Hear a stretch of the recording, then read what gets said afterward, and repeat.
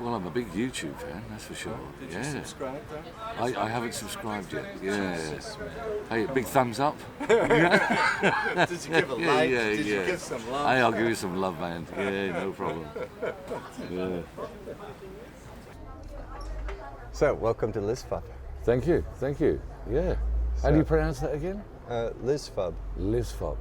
Okay. I'll have to check that out on YouTube. And so, what is your full name, Mark? Full name Mark Stephen Fairclough. The last name again? Fairclough. Fairclough. Fairclough. Faircloughh. Fairclough. Yeah. Fairclough. Some people used to pronounce it Fairclough. Some, when I was at school and stuff like that, but it's Fairclough. So, yeah. Fairclough. Yeah. And when and where were you born? I was born in Manchester in England, 1966, May the 5th. May the 5th? Yeah. Oh, you just had a birthday. I've just had a birthday, yeah. Mexican Independence Day as well. That's right, Cinco de Mayo. Yeah. And did you grow up in Manchester? No, not well. I was 3 years old when we left. I was born in '66, and I left Manchester in '69. The family emigrated to Australia. My dad got a promotion to go for a job over there. At the time in England, it was the '69 POM thing, where they did say to a lot of people that they can go over to Australia on the boat for 4 weeks and then it goes to Perth. But my dad in '69 got a job promotion and he took the family. So it was a new start for the family, and it was. So I really didn't know Manchester at all. I'm obviously 3 years old, so. Okay. Yeah. And so then you grew up in Australia? I grew up in Melbourne, Australia. That's where we sort of docked and, went to school there and, made a new start. And, and so did everyone, really. It wasn't just it was me and my sister at the time. She was born in '69, so she was a baby on board the plane to go over there. And it was me and my sister and my mum and dad, and my grandmother came out as well, because my mum always said, we're not going anywhere with it if I can't take my mother. So my dad had to, he opted to say, yeah, that's a good idea, and that's what they did. Yeah, so grew up in Melbourne and just started a life there. Yeah. Wow. Yeah. Melbourne, Australia. Melbourne, Australia. Did move to Sydney when I was 17. But that's another sort of like adventure, or another one of my dad's promotions. Yeah. Okay. And what was it like growing up in Melbourne? Great fun. Australia is a great country, and it's I obviously didn't know England then. 3 years old when I left, so I've got nothing to base it on. But yeah, Australia was great. It's hot weather. It's a vast country. Obviously, Melbourne. Everything's spread out, and the school life. I had a good school life, and good growing up there. So it was. It was great. I've got good memories of it. They're a bit. As you get older, they get a bit scattered. But but I still remember a few now, here and there. But it was good growing up there for sure. So this was Melbourne in the 1970s. Melbourne in the 1970s, so yeah, obviously '69 when we arrived, so obviously growing up, in the early '70s and so forth, and vivid, memories of Elvis Presley dying, and my mum watering the plants out the front of the garden, and I'm walking down the street from school, and being an Elvis fan because of her, and then seeing her cry, and so memories like that. That was '77. Memories of my birthday parties and stuff like that, when I was younger. So yeah, got fond memories of it. It was good. And it was really good. What did you like to do as a kid? Well, there's a lot to do. Australia is an outdoor. It's like lots of outdoor sports, and that was encouraged at school. So. I played football. I played Australian rules football. I played, I played all kinds of it's an outdoor activity sort of country, really. I suppose all countries are really, but if you've got the weather as well to run with that, it's even better.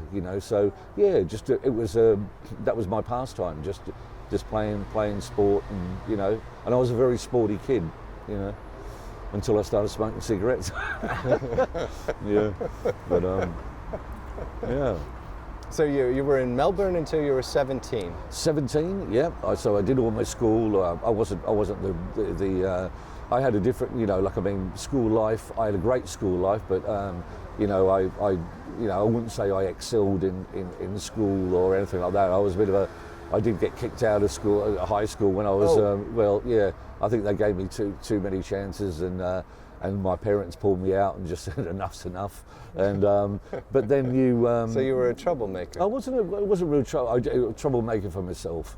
I just had, your thoughts are on different things and so forth. You've got a different agenda really, and from there, and then, I was at the time looking for a job, and then my dad decided to move the family to Sydney, and that's when I first started to get into, I got into banking really. I started off as a teller, so like a cashier, like that. I didn't have to wear a dress or anything. Sorry about it, but it was, yeah. But and that's how it started, really. In my profession, really, yeah. So it started when you were 17. When I was 17, and I just as a bank teller as a bank Sydney. teller, I went for 2 jobs at the time, and one that I had to do an exam. Because I was always like, this is probably my fear of when I was at school. I hated exams, and whenever I used to sit exams, I used to freeze, I didn't know. So one bank suggested I do an exam. Obviously I failed because I froze. And then the second one, it was just a guy who basically interviewed me and just wanted to talk to me. And he just said, he goes, and I think the greatest thing at the time is that we both came from Melbourne. And he just wanted me to open up to him really, and he just see your character really. And then next minute he said, well, we'd like you to start. And I thought that was easy. I didn't have to do any exams, it was great. That is great. Yeah, excuse me while I have a quick pint. Yeah. Mm. Oh, well, I think that's usually the best way to get into a job is actually with the your character, who you are. Well, I think so as well. I think because it shows. I mean, it's not they're the one interviewing you. They can judge on sort of who you are and whether you've got the. I mean, it's not just a case of going in there and working. You've got to have a personality in there as well. And I'm not saying I did, but I'm just saying. Maybe he thought I did anyway, so yeah. And you've been with banking ever since. You've been involved in banking ever since. Yeah, haven't reached the dizzy heights, but it's it's just what I know, and it's helped a lifestyle really. That's all. So as I say, not a manager, never reached a, I'm not Gordon Gecko or anything like that. But yeah, it's.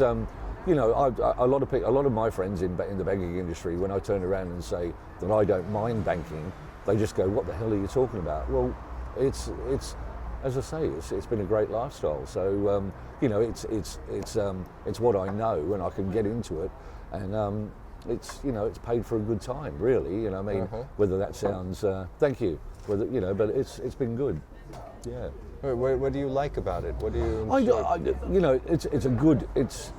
Once you grasp hold of the work and so forth, you can run with that. It's the same old every single day.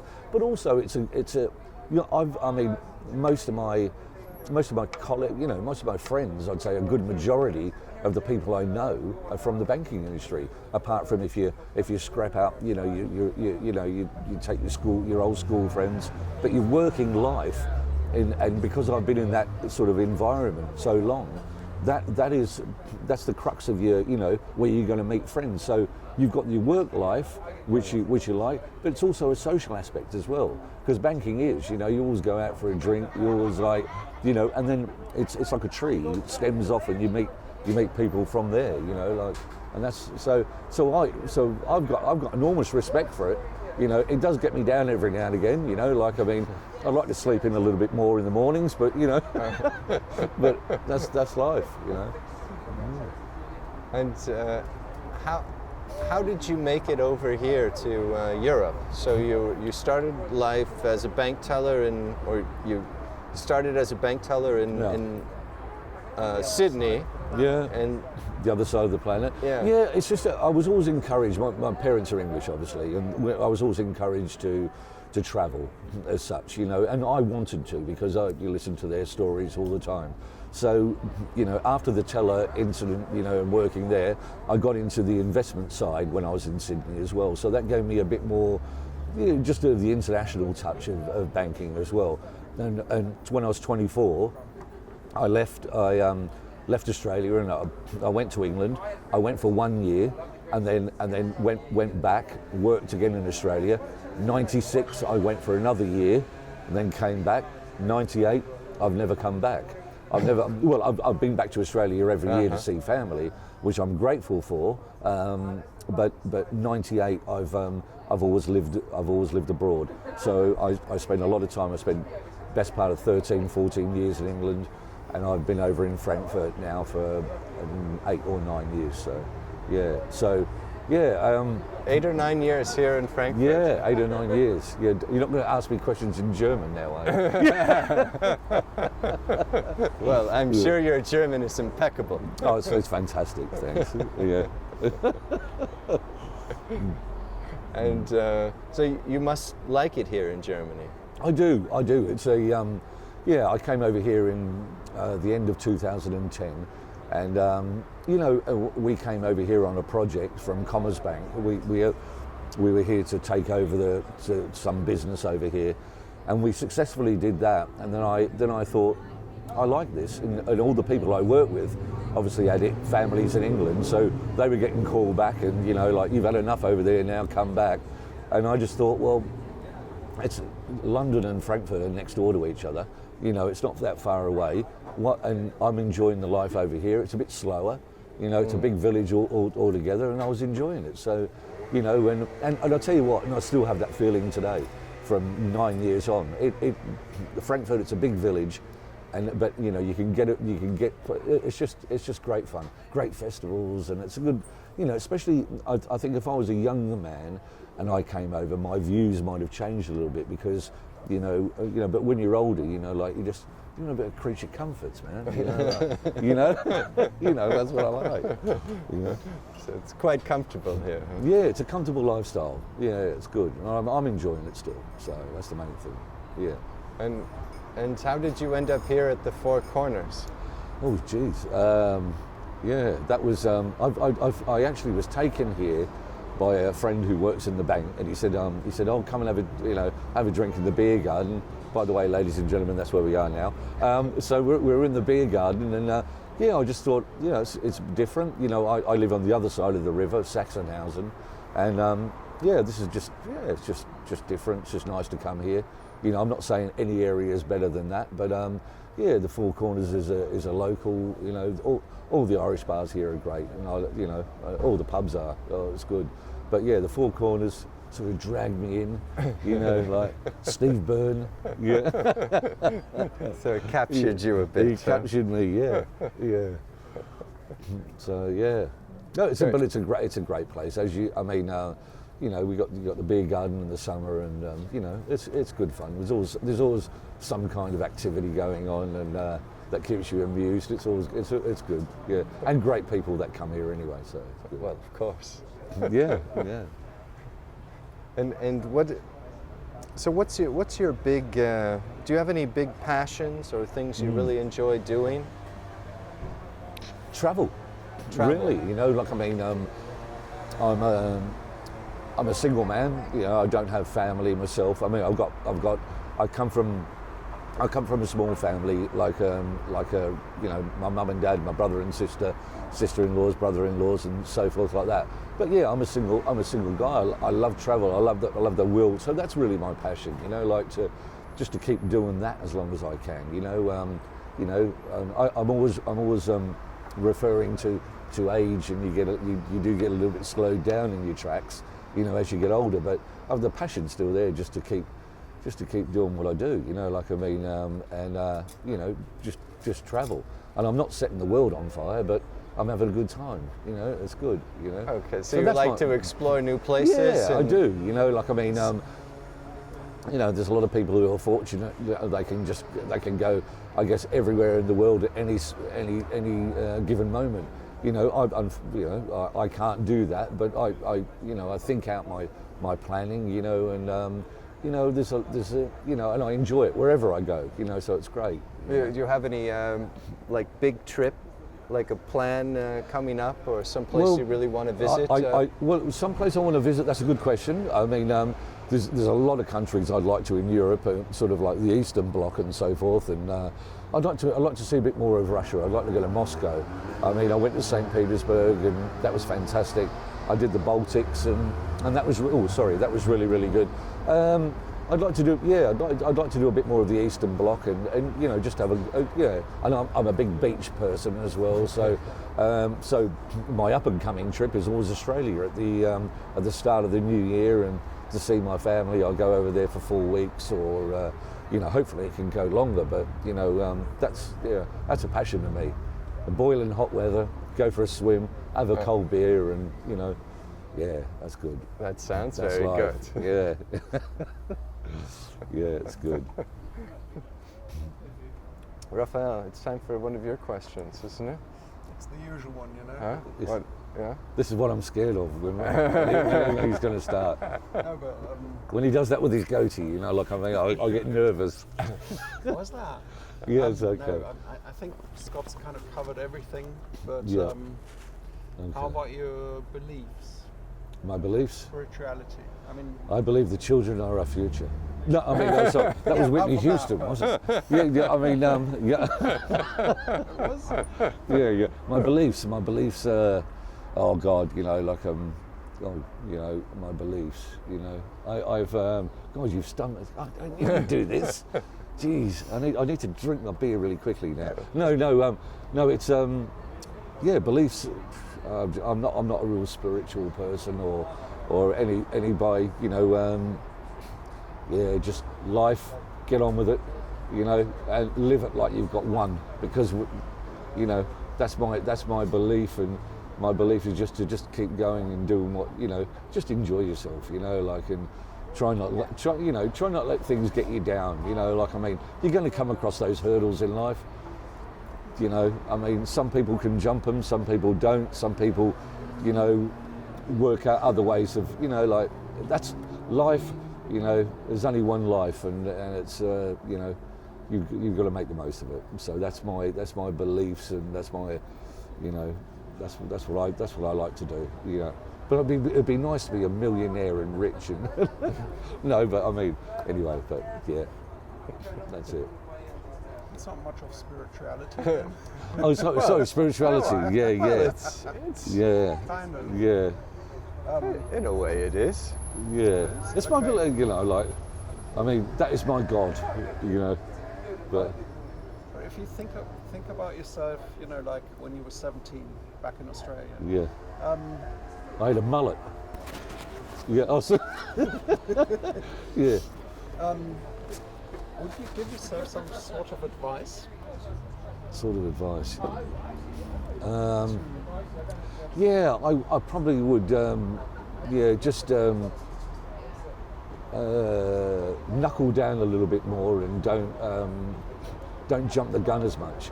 You know, like, I mean, and you know, I'm saying that with hindsight, really. I mean, it's, and that, yeah, that's sort of like giving myself advice. But yeah, you know, I could have made sort of better moves, you know, career-wise or something. Not that I'm saying I've got regrets, but I would have given myself a little bit more. Yeah, I would have given myself a little bit more advice. You know, like, I mean, go down that path a little bit more, knuckle down, don't jump the gun, you know, don't just leave that job because of that, you know, and jump into a next one.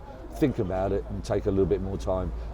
It's, you know, that's youth, and that's what happened. But yeah, if I could look at myself, you know, yeah, that's what I'd do. That's good. And what does success mean to you? What is success for you? Oh, success! Just to keep going, just to live. You know, that's success, really. I mean, you know, I'm beyond the, you know, I'm not going to, you know, and not going to be a millionaire, not going to be this, not going to be that, or anything like that, unless I win. But success is just life, you know, just to do what I'm doing now, and just to, because I'm enjoying it, you know. I mean, you know, everything could be a little bit better. I mean, and I think everyone who doesn't say that is a liar. But I mean, to a certain degree. But I mean, yeah, that's success. Just to enjoy it and have a healthy, long, you know, longevity. And yeah, good question, man. Good question. I'm good. Yeah. Anything else you would like to add, or? No, thank you. Send regards to Australia, that type Yeah. of thing, you know. Hey, Australia, I'll be back. I'm looking at the camera again. That little looks like a. Anyway, I'll be back, Australia, and I know you're waiting for me, and I'm coming back. Sydney, I'm back. Beautiful. Thanks, man. guys. I love you. Thank you. Thank you. Thank you. Big thumbs up for YouTube too. Yeah.